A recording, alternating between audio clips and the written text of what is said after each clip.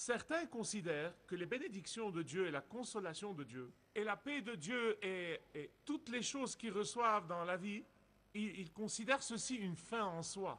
Oh, Dieu m'a béni, Dieu m'a gratifié, merci Dieu, je l'ai eu, ta bénédiction merveilleuse. N'est-il pas formidable que Dieu m'ait béni? Pour eux, c'est une fin en soi. Certains considèrent l'accomplissement des promesses de Dieu en tant que moyen pour une fin précise.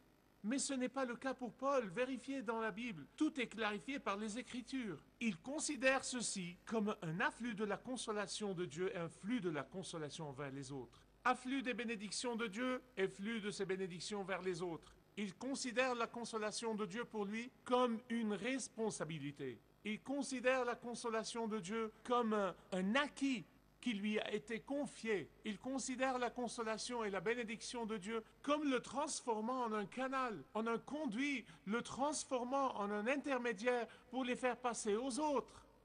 C'est ça l'image complète, c'est ça la vérité. Il y a deux plans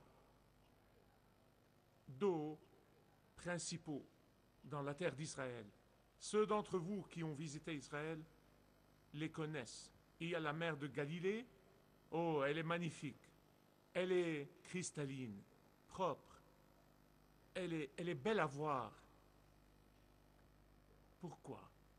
L'eau jaillit du mont Hermon pour entrer dans la mer de Galilée et la rivière du Jourdain. Et des millions de gens, arabes et juifs, sont bénis grâce au flux de la mer de Galilée. Des millions de gens sont bénis parce qu'il y a un flux et quoi aussi? Un flux, que Dieu vous bénisse. Mais il y a un autre plan d'eau. Il s'appelle la mer morte. Vous savez ce qui se passe dans la mer morte? L'eau abonde et reste là. La mer morte va s'assécher en quelques années. Le taux d'eau diminue de quelques pieds chaque année. Le taux baisse chaque année, chaque année. Et la mer va complètement s'assécher un jour. Vous voyez? Car il y a un afflux et pas de flux. Et c'est ça la raison. C'est ça la raison. Ceux qui, parmi vous, ont découvert ce premier principe de la vie positive, l'afflux et le flux, et la relation entre le flux et l'afflux, ceux qui ont découvert ce principe sont les personnes les plus positives qui habitent cette terre que Dieu a créée malgré leurs circonstances. Alors quand Paul a dit qu'il reçoit toute consolation, dans toute tribulation, il a dit, je reçois la consolation afin que je la passe aux autres. Lisez le verset 4. Verset 4. Afin que, c'est une expression de but, afin que nous puissions consoler et réconforter les autres en quelque tribulation que ce soit, avec la même consolation que nous avons reçue nous-mêmes de Dieu. Je m'entraîne pour 1 heure par jour, 5 jours par semaine, et parfois 6 jours par semaine. Ne me défiez pas. Je cours et je soulève des poids, j'exerce différents genres de sport, et ça fait quelque temps que je le fais.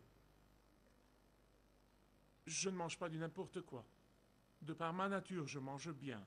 Je mange de la nourriture diététique. Je ne peux pas imaginer à quoi je ressemblerais si je ne mangeais que du junk sans faire du sport. Je serais gros comme une baleine. Et il y en a qui diraient, tu es déjà aussi gros qu'une baleine, parce que tu ferais mieux de ne pas me défier. Mais écoutez, je soufflais comme un bœuf en montant les escaliers. Vous rigolez? Il y a quelques années, j'étais comme ça. À un stade de ma vie, j'avais du mal à monter un seul étage sur les escaliers. J'avais du mal même à reprendre mon souffle. Pourquoi? Pourquoi? Parce que biologiquement, il y avait beaucoup d'afflux et très peu de flux.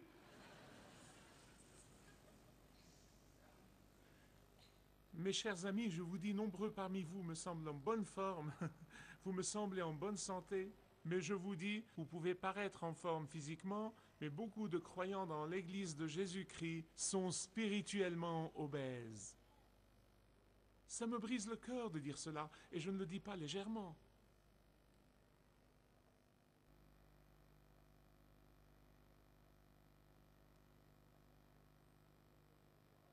Ils reçoivent beaucoup et ne donnent que peu. Ils reçoivent et reçoivent et reçoivent encore plus. Oh, le Seigneur m'a béni. Vraiment. Mais ils ne consacrent que peu pour Dieu et son royaume. Et je vous dis, c'est le manque de foi, manque de confiance. Mais bien aimés, je vous assure que ça vous causera une obésité spirituelle. Écoutez, quand l'équation de l'afflux et du flux est déséquilibrée, vous êtes en danger spirituel. Quand je me suis appliqué à m'exercer à bien me nourrir, c'était suite à un conseil d'un ami qui est médecin. Il m'a dit, tu risques une crise cardiaque, tu risques probablement de tomber malade, tu risques probablement de devenir diabétique. Alors j'ai failli mourir de peur. J'ai dit, je vais m'occuper sérieusement de ma condition physique. Et je vous dis, en tant que ministre de l'évangile de Jésus-Christ, si le flux du ministère, si le flux dans le royaume de Dieu, provenant de la bénédiction de Dieu, s'arrête un jour, vous êtes en danger d'obésité spirituelle. Vous parlez du secret de la vie positive. Je n'ai jamais rencontré une personne positive qui se contente de recevoir sans donner en contrepartie. Je n'ai jamais rencontré une personne positive dont le flux n'est pas égal à son afflux, si ce n'est plus. Vous ne serez jamais plus généreux que Dieu. Vous savez pourquoi? Parce que le premier secret de la vie positive, et non pas de la pensée positive, mais de la vie positive, le premier secret est de bien comprendre l'équation de l'afflux et du flux. Il y a un aspect de l'afflux que vous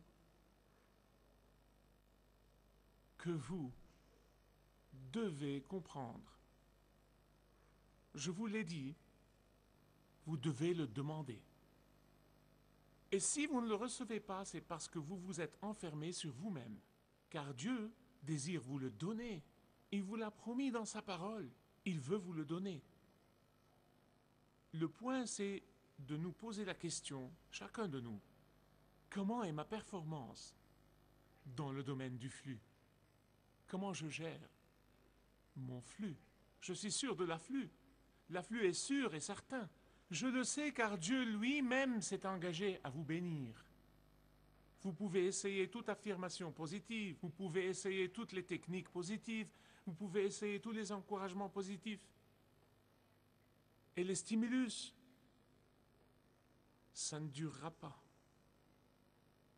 Mais si vous exercez le flux en parallèle avec l'afflux et si vous permettez au flux des bénédictions d'abonder vers les autres, si vous permettez au flux du réconfort d'abonder vers les autres, si vous permettez au flux du ministère d'abonder vers les autres, vous expérimenterez une vie constante et positive. Nous menons une vie chargée, c'est certain, je le sais. Je me rappelle quand nos enfants étaient petits, nous passions le temps dans la voiture, mon Dieu, on menait un mode de vie intense. Je sais que les familles mènent une vie chargée. Et au sein de notre vie chargée, nous avons la tendance à dire, en fait, j'ai à faire ceci, j'ai à faire cela, et j'ai à faire ça, j'ai cet engagement social, et j'ai mon ministère, et je mets le ministère dans ma liste de choses à faire. Non. Et d'autres disent qu'ils ont payé les paiements de la maison, les factures de l'épicerie, la nourriture du chien et leur dîme. Non, non, non, non. Dieu reçoit les prémices de ton temps et ton argent et ton énergie. Et c'est lui-même qui s'occupera du reste de ta liste. J'en suis témoin et je sais que des centaines parmi vous feraient de même. Dieu t'a béni. Il a été miséricordieux envers toi. Il t'a doué de santé. Il t'a béni financièrement. Il t'a béni avec des amis, des parents et des relations intimes. Pourtant, tu penses intérieurement, tout ça, c'est de ma chance, ou c'est le fruit de mes efforts, ou c'est grâce à ceci ou cela. Non, non, non, non. C'est la façon de Dieu, mon cher ami, de te courtiser. C'est sa façon quand il te bénit. c'est parce qu'il veut que tu t'adresses à lui et tu acceptes son invitation et tu te repentes et tu reçoives Jésus dans ton cœur comme ton sauveur et le Seigneur de ta vie. Aujourd'hui, tu peux faire cela. Fixe tes yeux sur le Seigneur en partageant avec les autres et vois l'afflux du Seigneur te combler en abondance. Entreprends de petits pas qui permettront le flux de Dieu vers les autres, en servant les autres. Et observe l'afflux merveilleux et abondant de Dieu envers toi.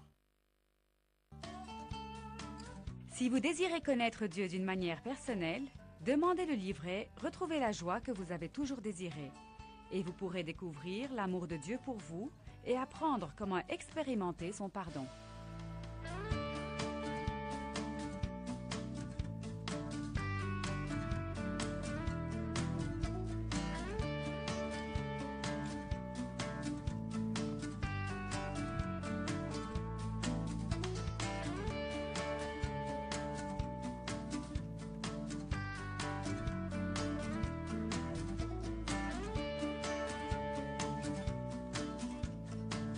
Si vous avez une relation personnelle avec Dieu et vous êtes intéressé à marcher plus intimement avec lui, demandez le livret « 7 pas sur le chemin de la foi » qui vous guidera dans une relation plus profonde avec votre Père Céleste.